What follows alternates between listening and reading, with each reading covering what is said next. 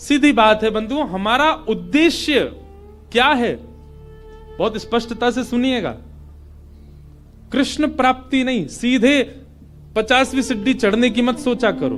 बीच में बहुत सारी सीढ़ियां हैं, धीरे धीरे चढ़ना पड़ेगा। इतने बड़े पांव नहीं कि आप 50वीं सीढ़ी चढ़ जाओ।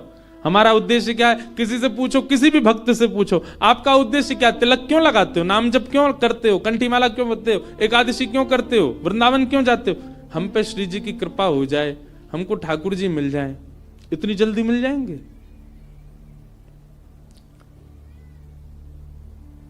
जैसे आप किसी मार्ग पर जाते हैं, जैसे मान लीजिए कि आप ऋषिकेश में बैठे हैं, तो निश्चित है कि बद्रीनाथ ही आते हैं बार बार। बद्रीनाथ जा रहे हो तो ऋषिकेश से आपका उद्देश्य बद्रीनाथ जाना ही है, पर बीच में कई ऐसे शहर पड़ेंगे, अगर आप कहीं भटकोगे तो आप उन शहरों का नाम पूछोगे, ना कि सीधा बद्रीनाथ। 300 किलोमीटर दूर का नाम थोड़ी लोगे। यहां से चलते समय आप पूछोगे, भैया शिवपुरी कितना दूर रह गया? शिवपुरी वहां जाओ, आगे से मुड़ोगे और शिवपुरी आ जाएगा। उससे आगे जाओ, श्रीनगर कितनी दूर है? ये देवप्रयाग कितना दूर है? यहां है देवप्रयाग। वहां के लिए रास्ता कैसे? आपके पड़ाव धीरे धीरे आगे बढ़ते हैं, सीधे ही बद्रीनाथ नहीं पहुंचा जाता। सनई सनई है। वैष्णव का पहला पड़ाव होना चाहिए प्रेम। किस लिए भजन कर रहा है? किस लिए कथा सुन रहा है? किस लिए वृंदावन जा रहा है? किस लिए गंगा जी का आश्रय ले रहा है? किस लिए कंठी पहनता है? किस लिए एकादशी करता है? मैं प्रेमी बनूं। पहले प्रेमी तो बनूं। पहला पड़ाव उसका प्रेम होना चाहिए। प्रेमी बनने का स्वभाव क्या? उसकी दृष्टि बदल जाए। अब वो सबको देख करके मुस्कुराता ही है। मैं ऐसे ऐसे प्रेमियों को भी जानता हूं जो किंचित बात विरह की सुन लें तो नेत्रों से आंसू गिरने लग जाते हैं। प्रेमी का ये स्वरूप हो जाता है कि उस बहुत जल्दी भाव में आ जाएगा, बहुत जल्दी भावुक हो जाएगा। हम होते हैं, हमारे आगे तो व्यक्ति गंगा जी में कूद जाए तो हमको विरह नहीं होता। प्रेमी व्यक्ति कैसा होगा? किंचित कोई भाव ऐसा देख लेगा ना, बहुत छोटा सा, कोई व्याकुल बैठा है, उस व्याकुलता को देख करके वो विरह में आ जाएगा। ये होता है प्रेमी का स्वरूप। आधुनिक भाषा में उसको कह देते हैं ये बहुत इमोशनल है, बहुत जल्दी इमोशनल हो जाता, बहुत जल्दी भावुक हो जाता है।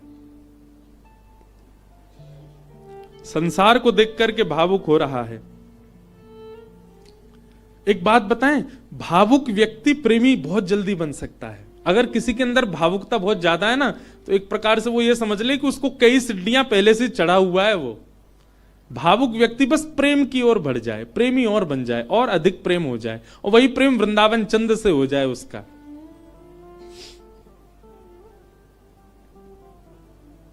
हम कई जगह कथा करने जाते हैं, तो कथा करके जब निकलने लगते हैं ना वापस, 7 दिन पूरे होने के बाद, बहुत लोग भावुक हो जाते हैं। जिनके यहां रुकने का प्रसंग होता है वो लोग भावुक। एक जगह तो बहुत ही भयानक स्थिति हुई, मैं ही घबरा गया। एक जगह कथा थी, अब जगह का नाम तो नहीं लूंगा मैं, तो वहां जो यजमान थे, मुख्य यजमान, वो इतने भावुक, इतने भावुक, पहले दिन से ही रोने लग गए। मैंने क्यों, क्या हो गया? बोले अब 6 दिन रह गए, आप 6 दिन रहोगे बस, लाल जी के केवल 6 दिन दर्शन होंगे। दूसरे दिन और रोने लग गए। मैंने कि भैया तुम ऐसे मत करो, अभी तो कथा तो पूरी करनी है हमको। चौथे दिन सब का नाच रहे थे, नंद घन आनंद भयो, जो वो कोने में खड़े होकर रो रहे। बोले क्यों, क्या हो गया? 3 ही दिन रह गए अब बस।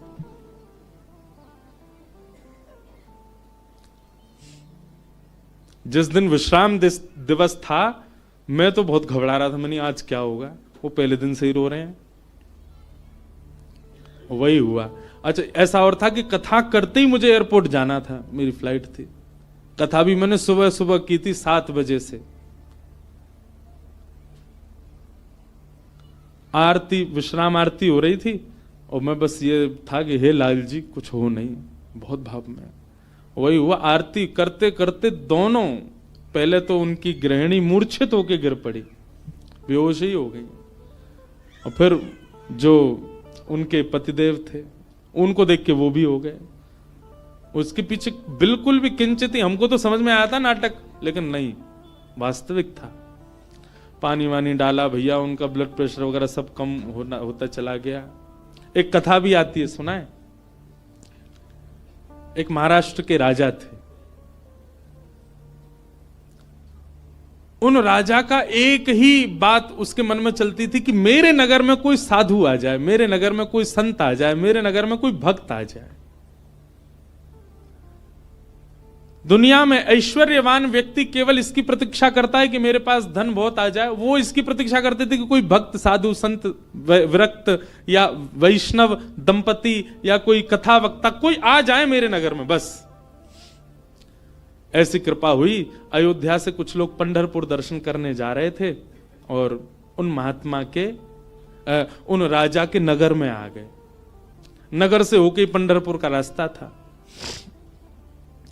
तो पंढरपुर की ओर जा रहे थे। शाम काल का समय हो गया। राजा को पता चली संतों की टोली आ रही है। वो तो ऐसा और था राजा, वो दूर दूर तक उसने अपने सैनिक लगा रखे थे। बोले आसपास के रस्तों से अगर कोई संत निकल के जा रहे हैं, उनसे भी कहो यहां होके जाएं, हमारे नगर में होके जाएं।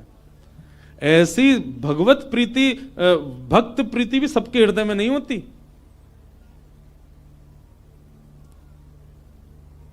ये बात बंधुओं लिख लीजिएगा, जिस दिन हरिप्रिय आपको प्रिय लगने लग जाए, समझ जाना आप हरि से आप हरि के प्रिय होते जा रहे हो। आपको पता चल जाता है व्रज से कोई आया, भले ही आप उसको जानते नहीं, पर आपके मन में उत्साह हो जाता है, हमारे वृंदावन से आए हैं, श्री राधारमण जी के यहां से आए हैं, श्री बिहारी जी के चरणों से आए हैं। भले ही आपका परिचय नहीं, फिर भी आप ब्रज से आए जान करके उनको प्रणाम करने जाओ। ऐसी प्रीति अगर आपके चित्त में है, आप प्रेम की अवस्था में आ चुके हो। हरि से ज्यादा हरिजनों से प्रीति हो तो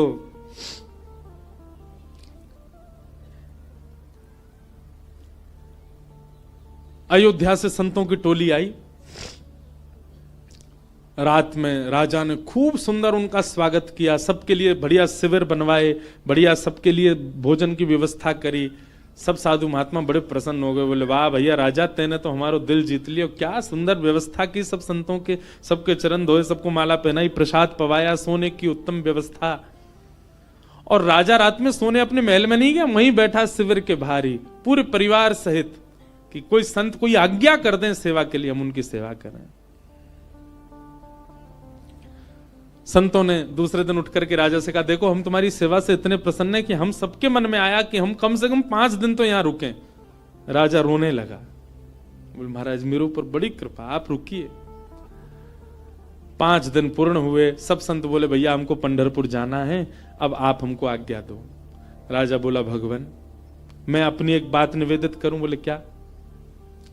5 दिन बाद रामनवमी है, श्री राम जी का अद्भुत उत्सव है, आप लोग सब यहीं रुक जाएं, 5 दिन और रामनवमी करके चले जाएं। संत बोले भाई क्या बुराई है, इतनी अच्छी व्यवस्था राजा कर ही रहे हैं, वहीं बढ़िया कीर्तन भजन होने दो, सत्संग होने दो। 5 दिन रुक गए, सबने रामनवमी करी, अभिषेक किया राम जी का। रामनवमी पूर्ण करके सब अगले दिन संत महापुरुष बोले अब हमको आज्ञा दो, हम लोग सब चलें पंढरपुर। बोले महाराज नेक और रुक जा, हनुमान जयंती और आ रही है, हनुमान जन्मोत्सव, आप सब लोग रुके रहेंगे तो आप सबके सानिध्य में, हमको तो कुछ आता नहीं, हम हनुमान जी का जन्मोत्सव करेंगे। अब वो सेवा इतनी अच्छी कर रखी थी कि कुछ संत तो बेचारे उसके पक्ष में रहते थे, बोले रुक ही जाओ, बढ़िया व्यवस्था तो करी रखी है। रुक गए, हनुमान जन्मोत्सव तक सब लोग रुक गए, सब लोगों ने हनुमान जी का जन्मोत्सव मनाया। संत महापुरुष कहने लगे, बोले भैया अब हमको आज्ञा दे दो, अब हम लोग चलें। बोले महाराज उसके बाद में फिर कोई और उत्सव आ रहा था 15 दिन बाद, उसका नाम ले दिया। बोले वो किए बिना तो आप कैसे जाओगे, कहां आपको व्यवस्था ही नहीं मिलेगी, मेरे यहां हो जाएगा।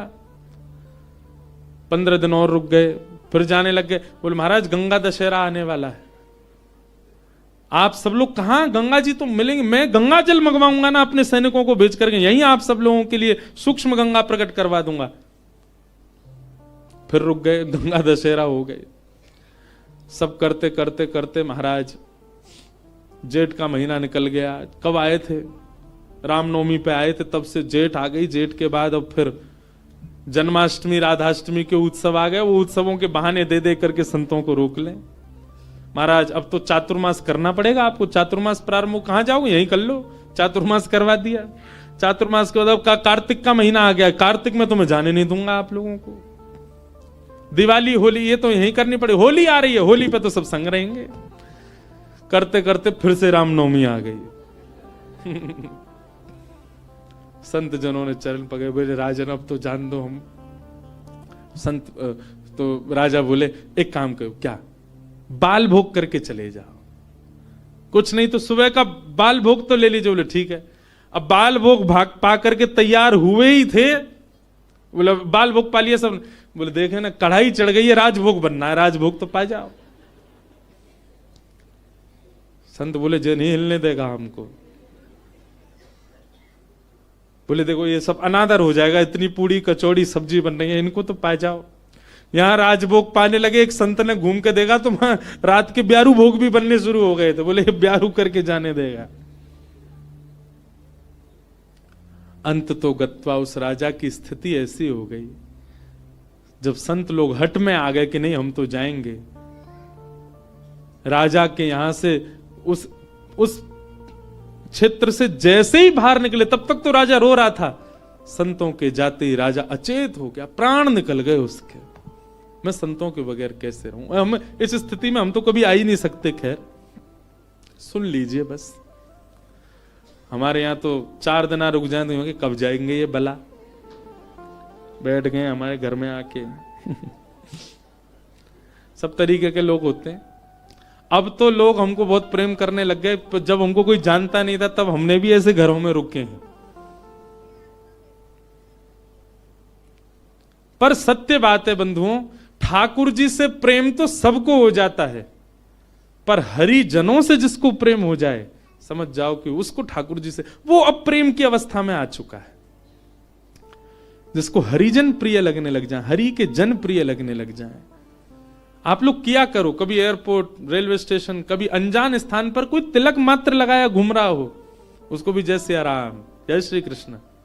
सामने वाला प्रत्युत्तर में अगर ये पूछ ले भैया कौन, कुछ नहीं आपके माथे पे हमने तिलक देखा, कंठ में हमने तुलसी जी देखी तो हमको लगा कि आप वैष्णव हो इसलिए हमने प्रणाम किया। ऐसा स्वभाव। तो प्रथम गंतव्य ठाकुर जी नहीं होने चाहिए, पहला गंतव्य प्रेम होना चाहिए। हमारे भजन का, हमारे साधन का, हमारी कथा का, हमारे नियमों का, सबका प्रथम पहले किसको प्राप्त करना है कि पहले हम प्रेमी बने। पहले ठाकुर जी नहीं, पहले ठाकुर जी के लायक बनो, और फिर जब लायक बन जाओगे, ठाकुर जी को कभी अपने केंद्र बिंदु में मत रखो। एक बात बहुत ध्यान से सुनो, किसी को पाने के लिए आप मत तड़पो, स्वयं को ऐसा बनाओ कि सामने वाला आपको पाने के लिए तड़पे, सामने वाला आपको पाना चाहे।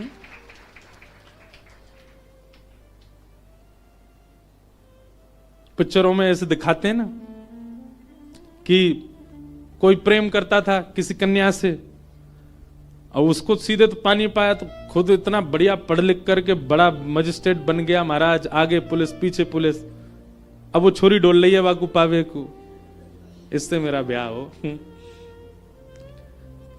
ठीक वैसे ही ये बात शास्त्रीय है कि ठाकुर जी को पाने के लिए आप केंद्र बिंदु ठाकुर जी को मत रखो चित्त में कि उनको मुझे प्राप्त करना है। ठाकुर जी को जो जो प्रिय है वो सारे गुण मेरे भीतर आ जाएं ताकि ठाकुर जी को मैं प्रिय लगूं।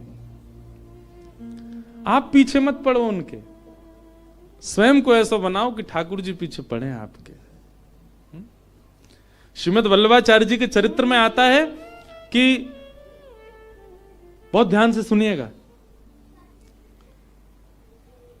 श्रीनाथ जी जब प्रकट हुए ना, तो पहले श्रीनाथ जी की भुजा प्रकट हुई, और भुजा प्रकट होने के बाद में सद्दू पानी की गैया रोज जाती थी, अपना संपूर्ण दुग्ध वहीं बहा करके आ जाती थी। तो सद्दू पानी ने देखा मेरी गैया कहां जाती है, जाकर के देखा तो गिरिराज शिला में केवल भुजा निकली हुई है। सद्दू पानी ने जब पूरा बाहर निकाला तो श्रीनाथ जी प्रकट हो गए इसी कलिकाल में।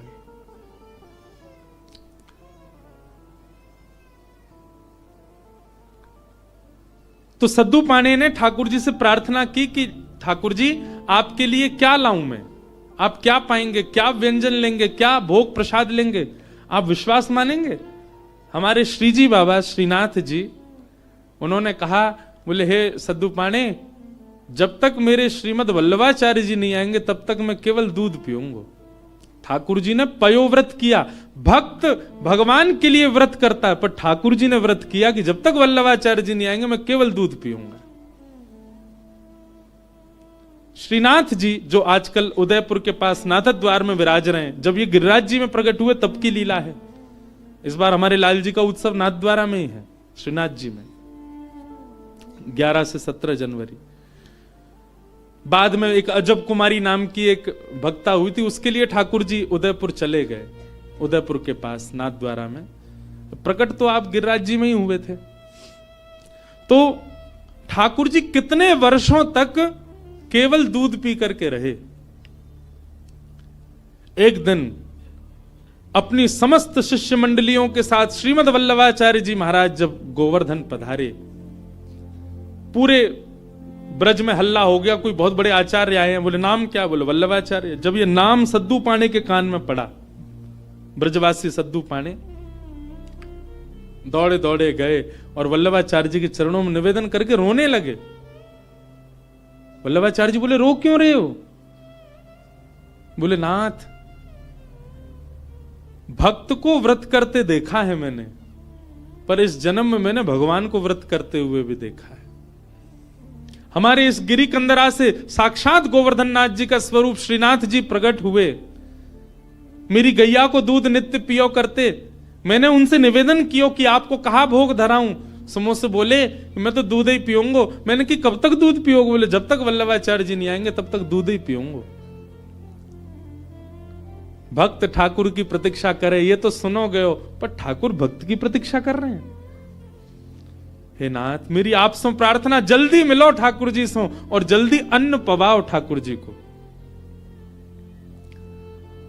श्रीमद वल्लभाचार्य, आप सबने चित्र देखा होगा निश्चित ही, अगर कोई श्रीनाथ जी से या हमारे गोवर्धन नाथ जी से परिचित है, वल्लभाचार्य जी के भाव में है। सद्दू पाणे ने आवाज लगाई, लालन, हे श्रीजी बाबा देखो श्रीमद वल्लभाचार्य पधारे हैं। और ऊपर से नन्हे से गोपाल जी, 4 वर्ष की अवस्था के गोपाल जी, 2-4 दतुइयां निकली हैं बस, गोल मटोल लाला, घुंघराले केश हैं, वही श्रीनाथ जी। ऊपर गिरी कंदरा से नीचे देखते हैं श्रीमद वल्लभाचार्य जी को, वल्लभाचार्य जी ऊपर देखते हैं ठाकुर जी को, और दौड़े वहां से ठाकुर जी, यहां से वल्लभाचार्य जी, और मध्य गोवर्धन में दोनों ने गाढ़ आलिंगन किया एक दूसरे का। ये चित्र देखा होगा आपने वल्लभाचार्य जी, और नहीं देखा हो तो गूगल पर देखना, वल्लभाचार्य जी श्रीनाथ जी मिलन पिक्चर, ऐसे ठाकुर जी ने आलिंगन कर रखा वल्लभाचार्य जी को, नेत्रों से आंसू गिर रहे हैं। वल्लभाचार्य जी बोले ठाकुर जी आप क्यों इतने श्रम में रहे, कुछ पाया नहीं? तो वल्लभाचार्य जी महाराज ने अन्नकूट बनवाया ठाकुर जी के लिए, 56 भोग तैयार करवाए, और श्री जतिपुरा में, गोवर्धन के जतिपुरा में, वहां श्रीमद वल्लभाचार्य जी ने श्रीनाथ जी का अन्नकूट किया, 56 भोग पवाए, ठाकुर जी का अन्नप्राशन हुआ। मतलब इतने वर्ष बाद ठाकुर जी ने अपना पयोव्रत, दूध का जो व्रत था वो छोड़ के अन्न ग्रहण किया। किसके लिए? अपने एक भक्त के लिए। तो भैया केंद्र बिंदु में ठाकुर जी नहीं, केंद्र बिंदु में प्रेम लाओ। आपके केंद्र बिंदु में प्रेम आ गया और प्रेम आपके चित्त में